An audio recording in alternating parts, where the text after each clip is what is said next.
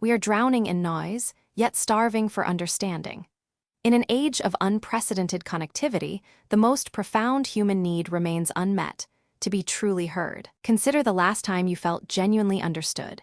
Not merely agreed with, not simply tolerated, but comprehended in the full, messy context of your experience.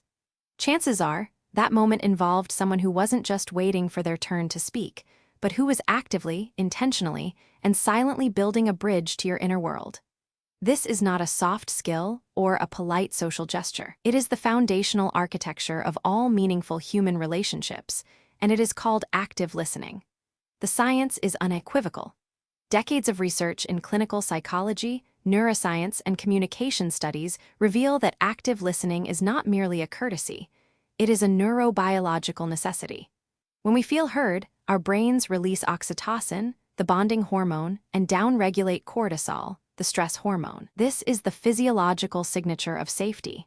Conversely, feeling unheard triggers a threat response, activating the same neural pathways as physical pain. The first obstacle to becoming an active listener is the pervasive cultural myth that listening is a passive, automatic process. We assume that if our ears are open, we are listening. This is catastrophically wrong.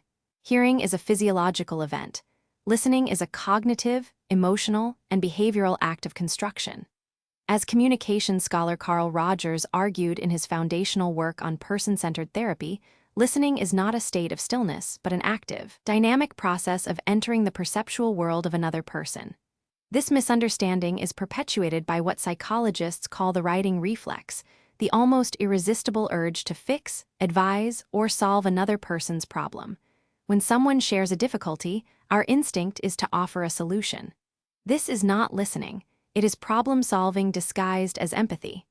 Research demonstrates that this reflex, however well-intentioned, actually undermines rapport and reduces the likelihood of behavioral change. To understand why active listening is so profoundly impactful, we must look beneath the social surface to the neural substrate.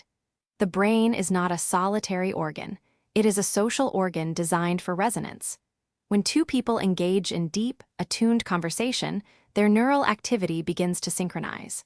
This phenomenon, known as interpersonal neural coupling, has been demonstrated in fMRI studies where the brain activity of a speaker and a listener becomes temporally aligned. The more the listener comprehends the story, the more closely their brain activity mirrors the speaker's. This synchronization is not merely a curiosity, it is the mechanism of empathy.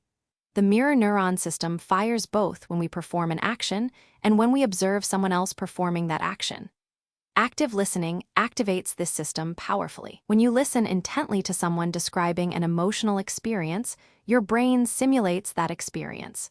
You feel a shadow of their joy, their grief, their frustration. The most difficult skill in active listening is the ability to remain silent.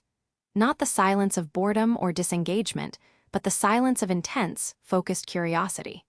This is what psychoanalyst Wilfred Bion called negative capability, the ability to remain in uncertainty without any irritable reaching after fact or reason.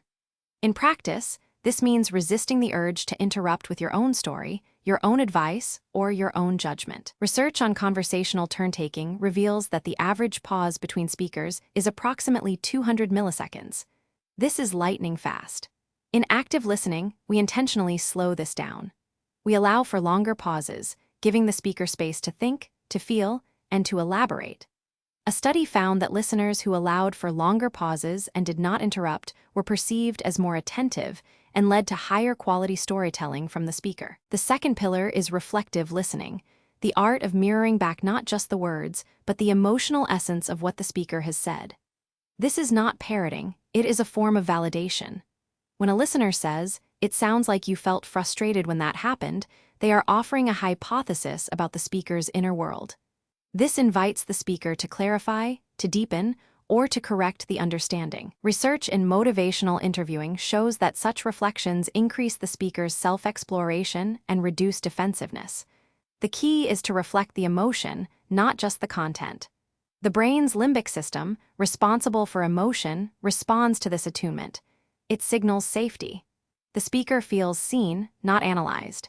This builds trust and encourages vulnerability. Reflective listening transforms a conversation from a transaction of information into a dance of shared meaning. The third pillar is the art of questioning, but not the kind of questioning that interrogates or tests.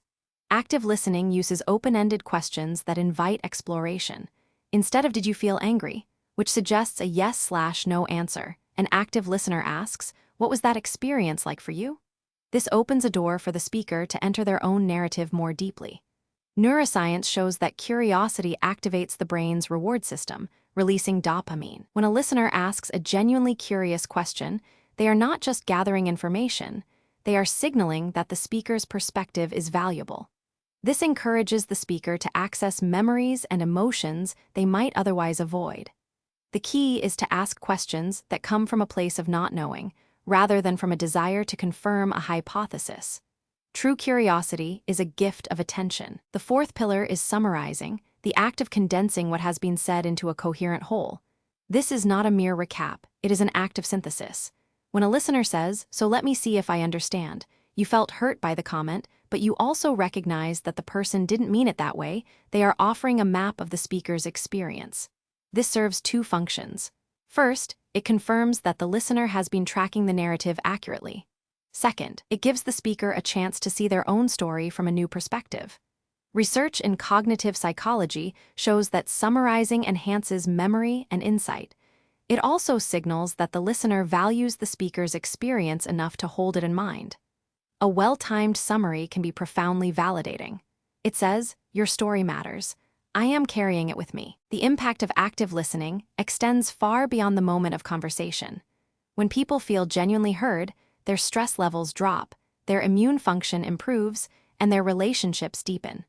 A study on couples found that partners who reported feeling listened to experienced greater relationship satisfaction and lower rates of conflict. In the workplace, active listening reduces turnover and increases collaboration. But perhaps the most profound effect is on the listener themselves. By suspending their own agenda, they gain access to a world of perspectives they might otherwise miss. They become more empathetic, more patient, and more wise. The act of listening is not a sacrifice of self. It is an expansion of self. It is the quiet revolution that can transform every relationship, from the most intimate to the most casual. If you found this valuable, consider practicing one of these pillars today. The next conversation you have could be the one that changes everything.